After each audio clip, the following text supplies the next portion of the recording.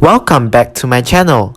I will be reviewing my Silk White OnePlus 6, what I have in my OnePlus, my case, and most importantly, how does the Silk White model hold up until today? Hi there, I am X+. Please subscribe so that you won't miss any new videos whenever I post. I will be starting with the outlooks of the phone. This phone is made out of matte crushed pearl back. It is so smooth to the touch and is beautiful. The disadvantage though is that it's very slippery, so I purchased a transparent wrinkle case to protect my back glass. The back of the phone became yellow over time. It was my mistake. I didn't bother to change another case when the case that OnePlus had provided turned yellow. I reckon that's why my OnePlus turned a little yellow. Eventually, I switched to this transparent case. Fellow friends, for any transparent phone case that you purchase, be sure to spend a little more money on a hard case as they are less likely to turn yellow. For the aluminum sides, there are a few dents as expected after using the phone for a few years. It is a common sight in most aluminum phones.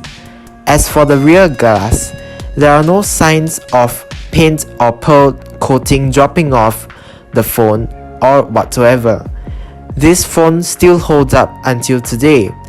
It still feels trendy, and I think that you should keep it for a few more years. Another thing that I disliked about the back glass was that OnePlus engraved the "Designed by OnePlus" words over there. It is ugly and redundant. I wish that it didn't even exist in the first place. Why two branding? Now about the accessory that I have for my OnePlus. It is a hard transparent case, as I've said earlier.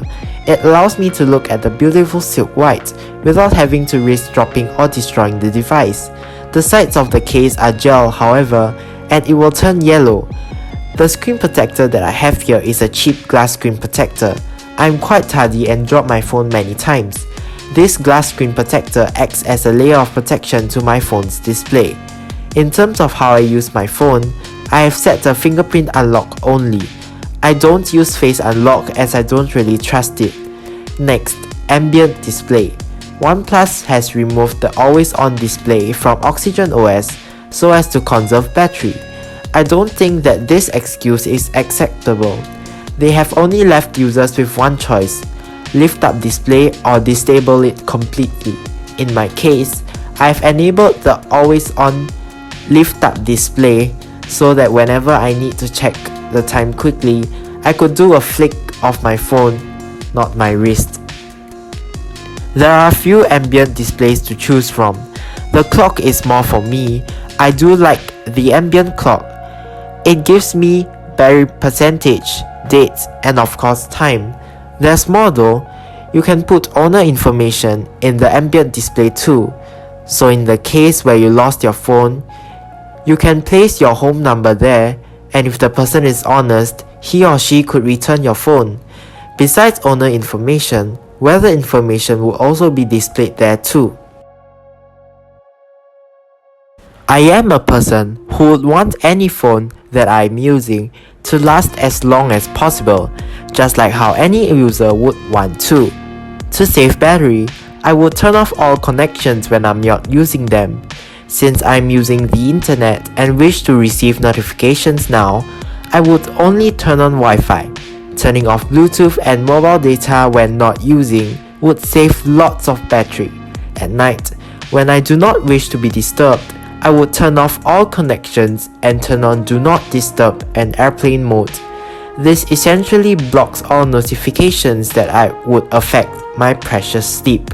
There are some settings which I would turn on. Night mode would restrain eye strain at night. Dark mode helps save battery due to the OLED panel, which could turn off display pixels individually. Reading mode, which turns the display to monotone, mimicking a Kindle-like experience, although it's still not there honestly.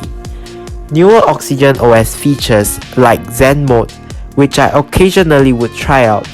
It helps me to stay away from electronical distractions and spend more time doing more meaningful stuff. useful features like screen recorder, which I might use sometimes, and screencast, watch Netflix on TV.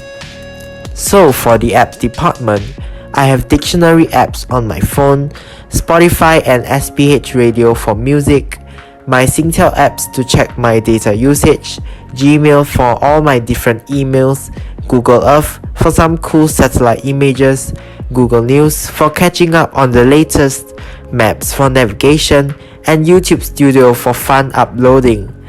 Then there I also have the OnePlus community app where I can raise certain software issues to OnePlus and get it fixed easily. Oh yes, and the alert slider. This iconic feature has been here since the OnePlus 2. I like that golden textured alert slider on this phone. Now located on the right side of the phone, the alert slider allows me to switch between different alert modes without having to turn on the display. There are 3 different modes here: silent, vibrate, and ring. Since this feature is so convenient, why haven't other manufacturers followed suit? This feature is really what makes OnePlus stand out. I wish that I'm able to customize how does the alert slider works though.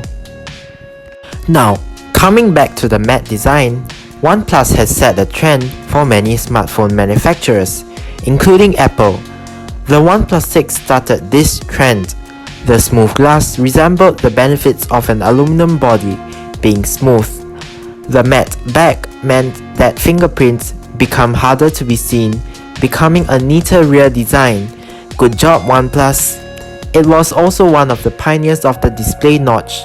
The OnePlus 6 had a display cutout, which made many people irk about it. People hated this design as it would cut into many content like when playing games, videos and more. But it was also a stage where higher screen to body ratios came about. This slowly evolved to a smaller notch, hole punch, and then pop-up camera, then under display camera. It is just wonderful to see how this technology evolved. But for now, the OnePlus 6 display notch is still here, and OnePlus hiding notch solutions for OnePlus 6 users in Oxygen OS. In terms of stock camera, it will not hold up in 2019. The camera is exceptional. It is not what you would expect from mid-rangers and not high-end devices. I would recommend you to install a Google Camera Pod. The results are awesome. Google's camera is really powerful. Speaking of being traditional, this phone is a hybrid. Why? It has a 3.5mm headphone jack. Being the last OnePlus phone to have it, this is the last legacy OnePlus device. Without the headphone jack, we could do less. Some traditional speakers still require a headphone jack to connect. Having a headphone jack shows age on a device. Now, the world is moving on to all USB-C, which OnePlus have moved to since OnePlus 2. Another legacy feature is its fingerprint sensor. The rear capacitive fingerprint reader is fast and snappy, just like the ones on the newer and older OnePlus devices. For my model, it is an oblong shape from the OnePlus 5T circular one and colored in gold. The modern features are notch, dual camera, the useless 20MP depth sensor, and optic AMOLED panel. So you might be asking, how long can one keep this phone? The 8GB of RAM would allow one to keep the phone for a longer period of time. The large amount of RAM would allow newer games and operating systems to run on this device without any lag. At first, I bought a OnePlus 6 as it has a large community.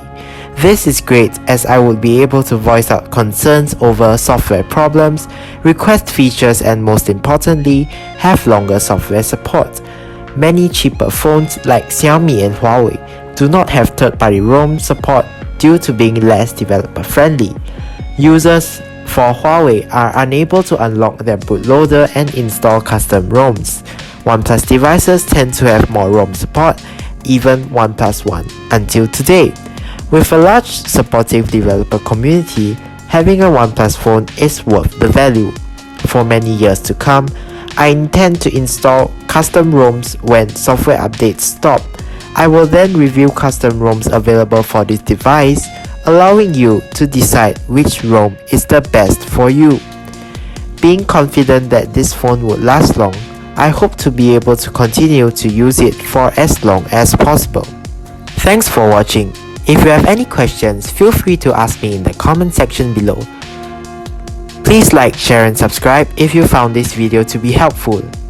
I'll see you in the next video. Bye!